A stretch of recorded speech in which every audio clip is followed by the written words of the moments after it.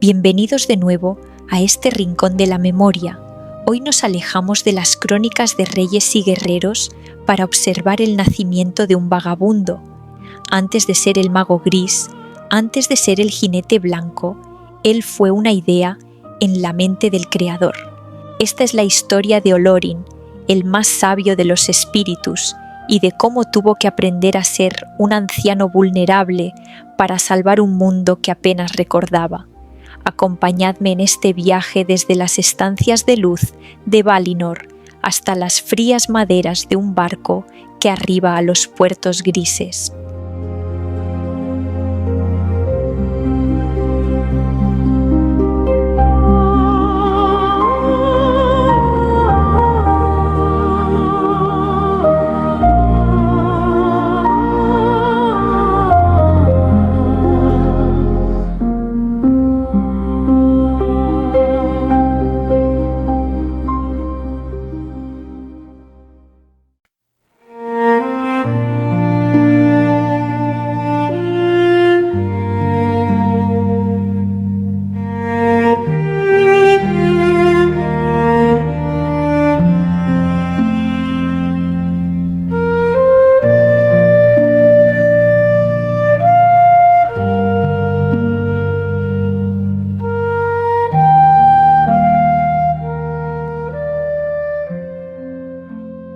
En el principio, antes de que el sol y la luna marcaran el paso de las horas, existía el reino bendecido de Valinor.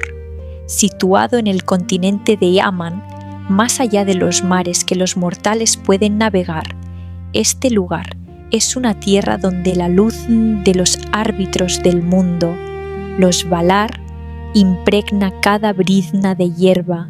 Los Valar son los arquitectos que dieron forma a la creación de Ilúvatar, el dios único, y bajo ellos sirven los Maiar, espíritus de inmenso poder.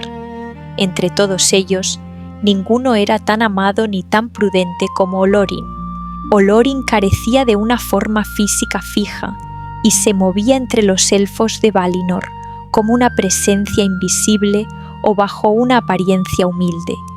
Se camuflaba entre la multitud, escuchando las penas de los seres vivos e inspirando pensamientos de esperanza o claridad en sus corazones, sin que ellos sospecharan nunca que un espíritu de los dioses caminaba a su lado. Esa era su esencia, una luz que no buscaba cegar, buscaba iluminar el camino de otros desde el anonimato. Esa paz estaba a punto de terminar. La sombra de Sauron se extendía de nuevo sobre la Tierra Media y los Valar decidieron que el destino de las razas jóvenes no podía ser abandonado. Olorin sentía el cambio en la brisa de Amán. Sabía que su tiempo de vagar por los jardines de ensueño llegaba a su fin. En la mente de Ilúvatar, cada nota de la canción de la creación tenía un propósito, y Olorin estaba a punto de descubrir que su nota debía sonar en la parte más oscura de la melodía. Mientras meditaba en los jardines de Lórien, Olorin comprendió que su amor por la vida debía transformarse en acción. El aire de Valinor comenzó a vibrar con los susurros de los pueblos que sufrían al otro lado del mar. Y Olorin estaba a punto de descubrir que su nota debía sonar en la parte más oscura de la melodía. Sabía que despedirse de la luz de las tierras bendecidas era un desgarro necesario. El servicio a la luz requería, a veces, caminar en la más absoluta oscuridad.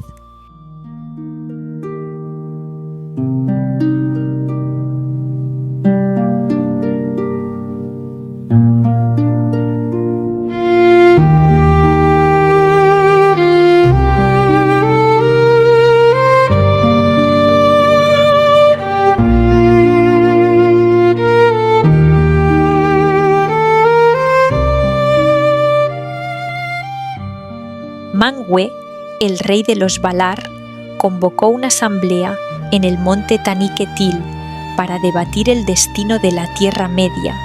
Se decidió enviar a 5 emisarios, los Istari, quienes no irían como señores de la guerra, sino como consejeros.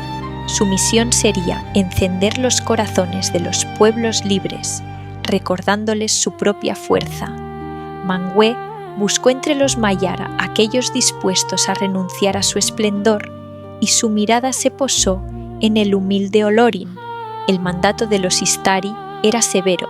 Estarían confinados a cuerpos de carne y hueso, hombres ancianos de paso lento y cabellos blancos. Estarían sujetos a la sed, al cansancio y al olvido parcial de su origen celestial. Olorin aceptó la carga con temor, una señal de su prudencia que convenció a los Valar de que él era el más necesario. Mientras otros partían imbuidos de confianza, Olorin se preparaba para el sacrificio de su propia divinidad. Primero partió Kurumo, conocido después como Saruman el Blanco, seguido por los magos azules y Radagast el Pardo. Olorin fue el último en disponerse a la travesía por voluntad de los poderes. Su partida marcaría el final de la intervención directa de Aman. A partir de ese momento, el destino del mundo descansaría sobre los hombros de 5 ancianos enviados a una tierra que se oscurecía por momentos. La elección fue motivo de solemne introspección.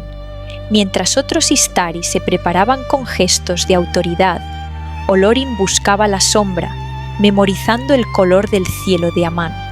El sacrificio de su inmortalidad radiante era solo el primer paso de una danza lenta hacia la redención de un mundo que ni siquiera conocía su nombre todavía.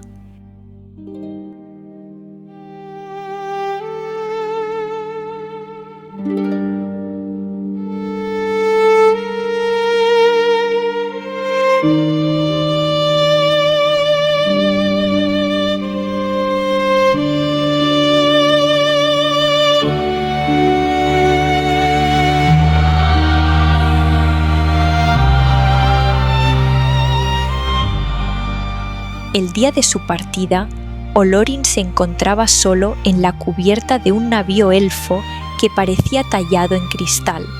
Su apariencia ya no era la de un espíritu radiante, sino la de un viajero de ropajes grises, aún imbuido de vitalidad y poder.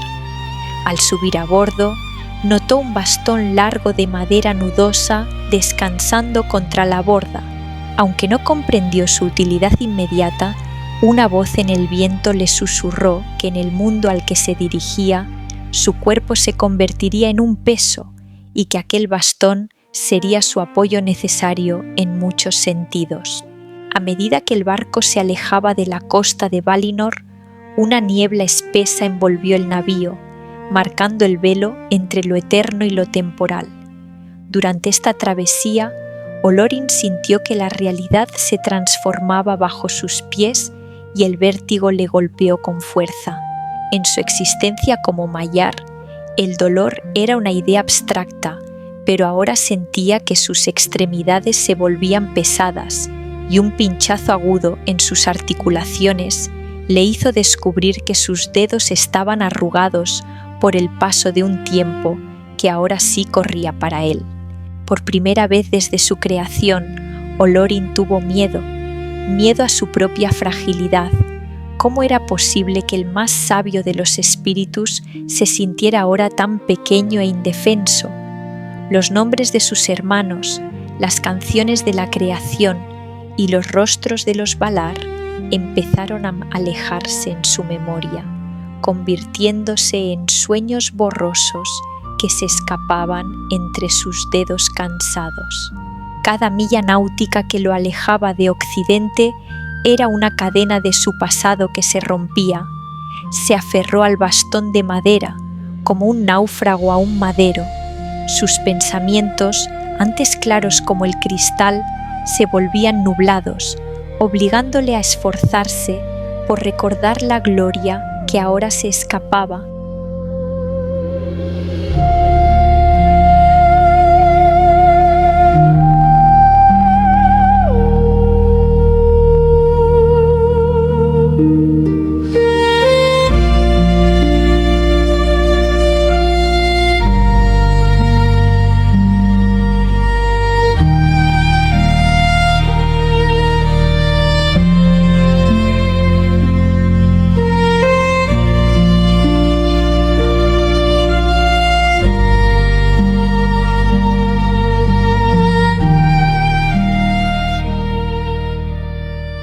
travesía parecía durar siglos, mientras el cuerpo de Olorin terminaba su dolorosa transformación.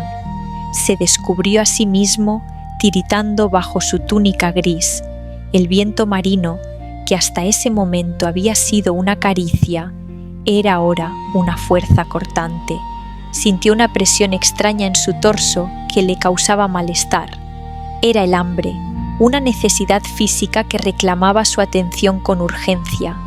El pulso de su sangre era ahora un tambor constante en sus oídos, recordándole que su corazón ya no era solo espíritu, sino carne que latía.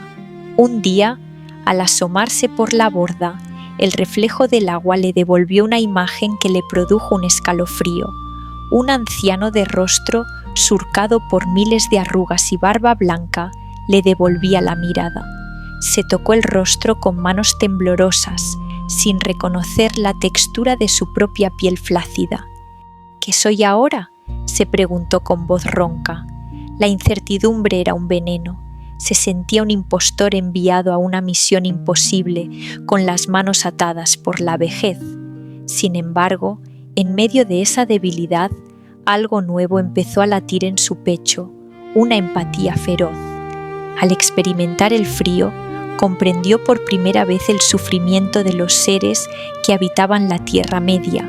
Su sabiduría celestial estaba siendo reemplazada por la experiencia terrenal. La debilidad que tanto temía se estaba convirtiendo en la llave que le permitiría entender a aquellos que debía salvar, transformando su miedo en una conexión profunda con los mortales. Al sentir la fragilidad de sus propios tendones, Olorin comprendió por qué los hombres temían a la muerte. Cada grieta en su piel era un mapa de la compasión que estaba destinado a sentir, y la sombra de la vejez, su mejor disfraz, el poder de un dios contenido en el envoltorio de un abuelo cansado.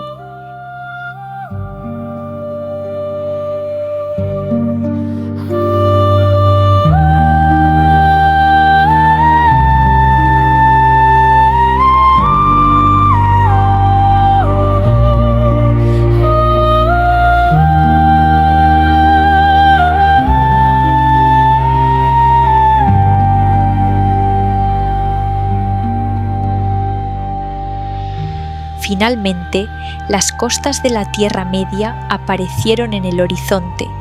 Eran los puertos grises, Midlond, el lugar donde Olorin entraría al mundo. El barco navegó hacia los muelles de piedra blanca y él se puso de pie, usando su bastón para compensar el temblor de sus piernas.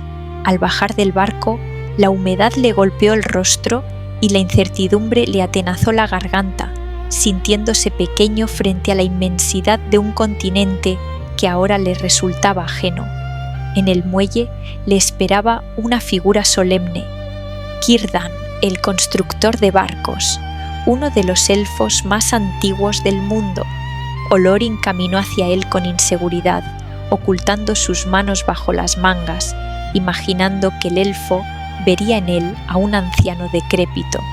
Sin embargo, cuando sus miradas se cruzaron, vio en los ojos de Círdan un brillo de asombro y admiración que no había dirigido a los magos que le precedieron. Círdan tomó las manos de Olorin con calidez y le dio la bienvenida con una voz que sonaba como el mar en calma. «Sé quién eres», dijo el elfo. «He visto a los poderosos, pero en ti reconozco el espíritu más alto de todos los que han llegado a estas costas. Tu voluntad de descender a esta forma y tu humildad para aceptar el cansancio es lo que te hará el más grande entre nosotros, pues este mundo no necesita señores, sino amigos». Las palabras de Círdan fueron su bautismo en la Tierra Media. En aquel puerto olvidado, Olorin comprendió que su misión se mediría en los consejos dados bajo el techo de los humildes. El espíritu Olorin se desvanecía definitivamente para dar paso a la leyenda del peregrino gris, un ser que caminaría entre gigantes cargando la llama de un hogar lejano.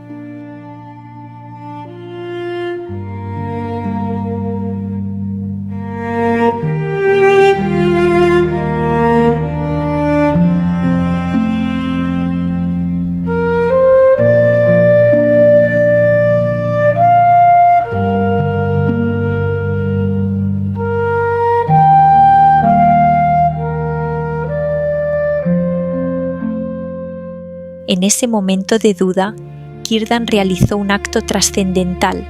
Le entregó Narilla el anillo de fuego, uno de los 3 anillos ocultos de los elfos. «Toma esto», dijo Círdan, «pues tu carga será pesada. Con él podrás reavivar los corazones en un mundo que se enfría. Tu misión no es gobernar, sino dar esperanza». Olorin sintió el calor de la joya recorriendo su cuerpo, otorgándole una fortaleza interior y una resistencia contra la desesperación que antes no poseía. «Acepto este regalo», respondió Olorin con voz firme. «Aprenderé a caminar por estas tierras y a conocer los miedos de sus gentes. No sé si tendré éxito, pero mientras este fuego arda en mi pecho, la sombra no tendrá la última palabra». El sol comenzó a salir, bañando el mundo de un dorado pálido, mientras Olorin miraba hacia el interior del continente, aceptando que el nombre de su pasado quedaría atrás para dar paso a su nueva identidad. Con una última mirada al mar, Gandalf apoyó su bastón en el suelo y dio su primer paso firme. Ya no sentía el hambre como una maldición, sino como un recordatorio de que compartía el destino de aquellos a quienes venía a proteger. La travesía del espíritu había terminado, la del hombre apenas comenzaba. Aún no sabía la grandeza que tendría el peso de su sabiduría, pero en su corazón el fuego de Narilla ya estaba encendiendo la chispa de la victoria final.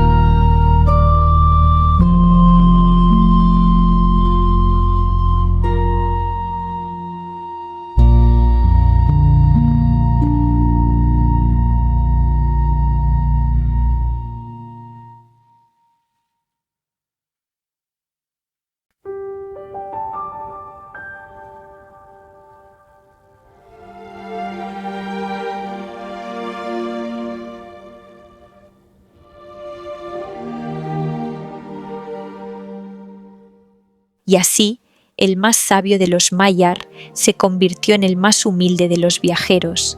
Gandalf llegó con un bastón, un anillo oculto y mucho que enseñar, dispuesto a escuchar a los olvidados. Soy la narradora multiversos y os he traído esta historia que nos recuerda que el verdadero poder reside en lo que somos capaces de inspirar en los demás. El mago gris ya está en camino y la Tierra Media acaba de encontrar a su mejor defensor.